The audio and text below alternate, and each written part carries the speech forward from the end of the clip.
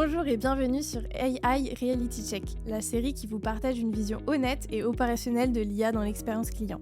Je suis Laureline et je vous emmène dans les coulisses des projets IA déployés chez Concentrix. Déjà, il faut savoir que le client n'avait pas du tout demandé le voicebot D'accord. dans sa demande initiale. Au-delà de penser juste au fond, il faut aussi penser à la forme. Tester, c'est la clé.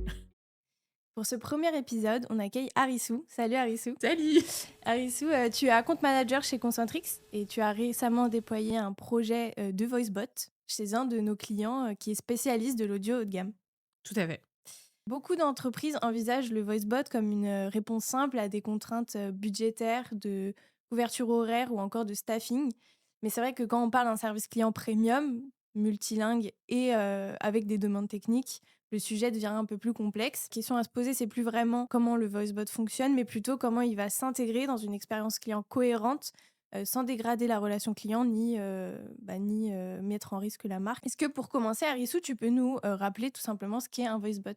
Alors, un voicebot, ou certaines personnes appellent ça callbot, Mhm. c'est un agent conversationnel vocal qui comprend le langage naturel, donc comme toi et moi on parle, Mhm. et qui va être capable de répondre aux demandes de nos clients finaux grâce à une base de connaissances et ou à des informations dont il a accès parce qu'on l'aura plugué à des outils clients X ou Y. Donc c'est un peu un enfin, on peut dire que c'est un agent, robot à qui on délègue une partie de son service client. Ouais, c'est exactement ça. Et pour ce projet, est-ce que tu peux nous dire, pourquoi en fait la marque a choisi de mettre un voicebot en fait pour son service client? Enfin, déjà, il faut savoir que le client n'avait pas du tout demandé le voicebot D'accord. dans sa demande initiale. En fait, le besoin de la marque initiale, c'était de proposer à ses clients d'Asie-Pacifique un service client. La contrainte géographique qu'on avait, c'est que en fait, le service client composé d'agents humains est localisé en Europe. Donc, en fait, couvrir le marché d'Asie-Pacifique, ça voudrait dire travailler en HNO, la Mmh. nuit. Deuxième besoin, le client souhaitait un service client en cantonais et en mandarin. Donc, ça veut dire que pour pouvoir répondre à ces deux besoins, il aurait fallu qu'on trouve des agents qui parlent cantonais, mandarin et qui travaillent la nuit. Mmh. Donc, autrement dit, c'est un service Très très cher, complexe. complexe à recruter et complexe à maintenir. Et Mmh. donc, du coup, c'est pour ça que le voicebot a été une bonne solution finalement à ce besoin client. Est-ce qu'aujourd'hui tu peux nous dire, où en est le projet et quels sont les premiers résultats déjà à date? Aujourd'hui, ça fait maintenant, 1 an qu'on a déployé le voicebot, enfin qu'il est live, et on a des résultats hyper encourageants. Faut savoir que dans le cadre de cette marque-là, les clients nous appellent pour des demandes complexes. C'est-à-dire qu'en Mmh. fait, ils ne nous appellent pas juste pour, nous demander, quelle est l'adresse email, du service client. Ils nous appellent parce qu'ils ont un problème avec leurs produits et donc nous, on doit, avec eux, réaliser des gestes de manipulation, de troubleshooting pour Mmh. les aider à régler leurs problèmes. OK. Et donc sur ces cas complexes, on regarde, enfin quand le bot répond à ces cas complexes, on regarde plusieurs choses. On regarde d'abord l'efficience. Est-ce que le bot arrive à répondre à la demande du client dès la première interaction? OK. Sur ce KPI-là, aujourd'hui, on est à 30 à 40 des demandes qui sont répondues entièrement par le bot. Ce qui, dans le cas de demandes complexes, est Un une bon petite résultat. victoire. Ouais, Mmh. voilà, c'est des résultats encourageants. On essaye toujours de faire mieux, mais voilà, on a déjà des résultats hyper encourageants sur ce type de demande. Le deuxième KPI qu'on regarde, c'est l'efficacité conversationnelle. Donc, est-ce que le bot arrive à comprendre ce que nos clients finaux disent dès la première formulation? Et sur ce KPI-là, on a plus de 95 des premières formulations qui sont comprises par le bot. Donc là, encore une fois, ça paraît simple, mais c'est compliqué, surtout quand on a des accents des langues locales avec des mots locaux Mmh. que, les clients disent parce que, bah, voilà, l'Asie-Pacifique, c'est une grande région avec plein de pays. Donc voilà, il faut s'adapter à tous ces un peu dialectes Dialecte. et à ces accents. Et puis le dernier critère hyper important, évidemment la satisfaction client. On fait rien sans ça. Sur ce KPI-là, nous, on envoie des enquêtes de satisfaction, enfin, la marque envoie des enquêtes de satisfaction à la fin de chaque interaction, enfin, à la fin de chaque traitement au global. Mmh. Et aujourd'hui, on n'a aucune remontée, d'alerte ou d'insatisfaction sur ce voicebot. D'ailleurs, pour aller plus loin, on vous partage une fiche qui synthétise les KPI essentiels pour piloter un projet de VoiceBot. Le lien est en description. Est-ce que, Arissou, ça veut dire que tout fonctionne déjà parfaitement dans ce projet? Non, comme je viens de te le dire, déjà, on essaye de faire mieux, d'aller plus loin encore que ce qu'on a déjà. Mhm. C'est des résultats hyper encourageants.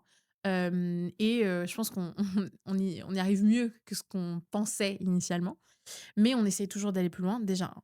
Et puis secondo, on a un KPI par exemple, qui est le taux de transfert vers les agents humains, Mmh. qui est encore élevé. Aujourd'hui, plus de 40 des demandes sont transférées à un humain. Ça, c'est un KPI vraiment sur lequel on travaille aujourd'hui. Et est-ce que tu pourrais m'expliquer, pourquoi, le voicebot transfère encore beaucoup à un humain? Est-ce que c'est parce qu'il comprend pas ou il sait pas comment répondre ou ce qu'il ne sait pas quoi répondre tout simplement? Un peu de ce que tu viens de dire. Oui, effectivement, il y a des fois où le bot ne sait pas répondre. Mmh. Typiquement, quand il y a des updates sur, les produits ou des nouveaux produits et cetera, le temps qu'on mette parfois, le temps déjà que l'information nous arrive et qu'on mette en place la base, de connaissances, parfois il y a des petits décalages temporels et donc le bot ne sait pas répondre à certaines questions. Il y a aussi des cas où, en fait, le bot ne pourra pas, dans tous les cas, répondre complètement à la demande du client parce que ça demande une vérification, de factures, de photos et cetera, que le bot aujourd'hui ne fait pas. Mmh. On l'a décidé. C'est les agents humains qui doivent faire cette vérification finale Mmh. et donc voilà, le bot, en fait, escalade dans tous les cas, ce type de cas. Il y a un dernier cas et je pense, qui est important à garder en tête, c'est le fait que, parfois, il y a des humains des clients finaux qui veulent toujours un contact humain et qui demandent explicitement Mmh. à être transférés à un humain. Et donc ça, on a une action dessus de mettre de plus en plus à l'aise, les clients, sur, le fait de parler à un bot et le fait que le bot est capable de répondre à leurs Mmh. demandes. Et puis voilà, faut laisser le temps au bot aux Ouais. clients finaux de s'adapter et ça, c'est souvent aussi très culturel en fonction de la cible client et de la géographie. Voilà, il Mmh. y a aussi, ce genre de contraintes qu'il faut prendre en compte et du coup mettre en place des actions, conduite du changement envers ses clients Mmh. pour, leur annoncer que voilà, il y a un bot, c'est normal, c'est pour leur offrir un meilleur service. Parce qu'aujourd'hui, le bot permet au, service client de la marque de proposer, pour les clients uniquement d'Asie-Pacifique, un service 24/24 et 7 jours sur 7, chose qu'il n'y a pas sur les autres plaques Ouais. donc Et donc tu disais que, tout ce contexte, client final, hein, l'historique, les factures et cetera, ces documents-là, ils sont vérifiés par des humains aujourd'hui. exactement. Combien d'agents humains, vous avez sur ce projet? Pour l'équipe qui s'occupe de l'Asie-Pacifique, on a un agent qui parle cantonais et un agent qui parle mandarin. Quand ils se connectent, ils couvrent du coup une partie de la journée pour nos clients finaux d'Asie-Pacifique et le reste est couvert, par un voice bot. Et si on revient un petit peu en arrière, notamment sur la mise en place, est-ce que tu peux me dire, quelle solution technologique, a été concrètement déployée pour ce projet? On va regarder toutes les solutions technologiques de notre portfolio. Effectivement, Concentrix, déploie ses propres solutions d'IA, de voicebot, et de chatbot. Mmh. Hem, mais là, en l'occurrence, vu les contraintes linguistiques, par exemple, de la marque, bah, on a choisi de partir avec une solution partenaire. D'accord. Et donc on choisit la solution technologique qui est la plus adaptée en fonction du besoin du client. Est-ce que tu peux nous dire quelles sont les difficultés que tu aurais rencontrées pendant la mise en place de ce projet? Il y en a eu plusieurs, hein, évidemment. Premier, mais c'était très spécifique à ce projet et cette marque, c'était qu'on gérait 2 projets en parallèle. La mise en place du service client humain et la mise en place du service client, voice bot, les 2 en parallèle puisque ils externalisaient pour la première fois, chez nous, Mmh. en fait. Donc voilà, il fallait gérer les 2. Deuxièmement, j'ai déjà mentionné, mais on est majoritairement sur des demandes complexes et donc le bot doit faire preuve d'empathie, doit faire preuve de pédagogie. Tous ces soft skills qu'on cherche chez un conseiller, bah, en fait, il faut que le voicebot soit capable de les reproduire Mmh. et que le client derrière, il ait un peu, en tout cas, un sentiment similaire, d'accompagnement qui est hyper important, pour, n'importe quelle interaction avec, nos clients finaux, quoi. Oui, parce qu'en fait, au-delà de penser juste, au fond, il faut aussi penser à la forme. C'est-à-dire, OK, qu'est-ce que le voice bot va répondre, mais aussi comment est-ce qu'il va s'exprimer, comment Exactement. il va répondre, à l'interlocuteur, au client final, Exactement, c'est aussi important, voire plus, puisque c'est souvent de là que vient, une insatisfaction. les irritants, des clients finaux. Exactement, Et importante. comment tu sais justement quelle forme appliquer à quel, voice bot? C'est-à-dire, hem, comment tu sais, quelle posture, le voice bot doit avoir pour quel projet? Par exemple, ici, on parle d'un projet de service client, pour une marque d'audio de luxe, sur le marché Asie-Pacifique. Exactement. Mais si demain on parle d'un projet de relation locataire pour un bailleur social français, j'imagine que, le voicebot, il va pas devoir répondre, pareil, quoi. À force de déploiement et de lessons learned, on va pouvoir savoir, quelle posture, quel ton, comment, aborder, telle thématique Mmh. ou telle, typologie, de demande client. Tout ça, on va savoir le faire plus rapidement et mieux. et savoir, et du coup, mieux conseiller nos clients sur, quel type de techno. Parce que là, c'est vrai qu'on parle de voicebot, mais demain, peut-être qu'en fonction de la demande client, le client va me dire: «Bah, moi, je veux installer un voicebot», mais en fait, en entendant sa demande et son besoin, Oui, je vais me dire: «Bah, non, en fait, c'est c'est peut-être pas pas ce le qu'il faut. voicebot, Mmh. la meilleure solution, mais peut-être, du chatbot ou, de techno comme le real time translation qui est une autre façon de répondre vocalement aux demandes clients, sur des, langues, étrangères». Oui, on a vraiment réussi à construire une expertise, par marché et par typologie, aussi Exactement, de et projet. on a maintenant aujourd'hui des lessons learned sur, plein de marchés et de typologies de demandes.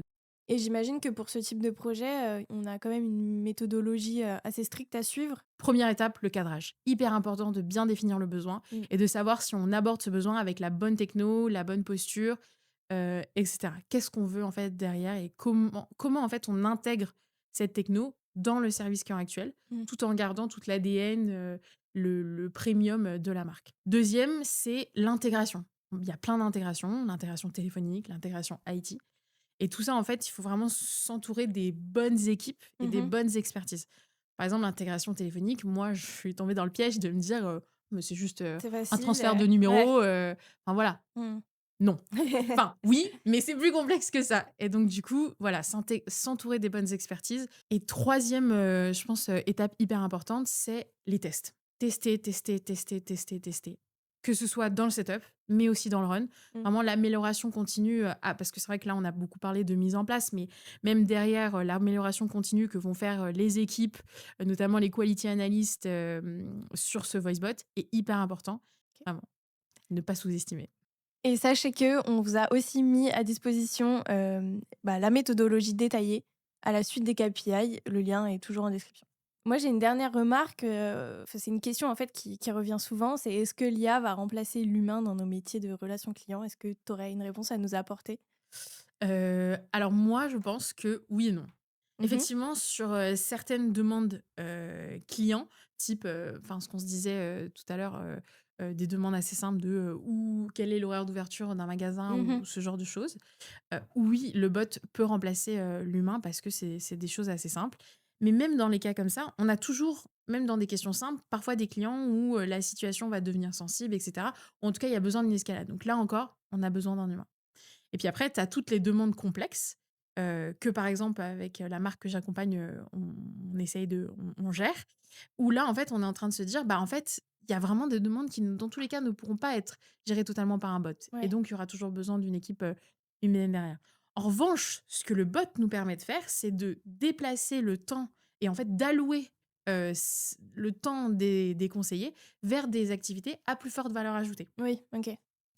Et donc demain, par exemple, avec la marque que j'accompagne, bah, tout le temps qu'en fait le bot prend pour répondre aux questions, simples ou en tout cas les troubleshooting, de base, de dépannage et répondre à ces 40 en fait, des demandes clients, bah, en fait le conseiller lui va allouer ces 40 de son temps à, faire, du rebond commercial, à faire des nursing calls. Donc vraiment, ça nous permet en fait de nous focaliser vers des choses, à plus forte valeur ajoutée.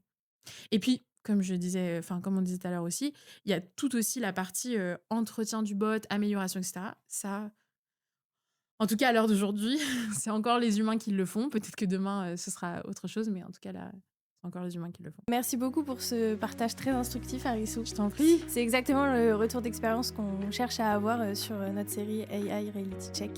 Donc j'espère que ça t'a fait plaisir de participer à cet Toujours, épisode. toujours pour toi Laureline. Merci beaucoup. Merci à tous d'avoir suivi cet épisode. Pensez à vous abonner et rendez-vous sur le prochain épisode pour parler quality monitoring.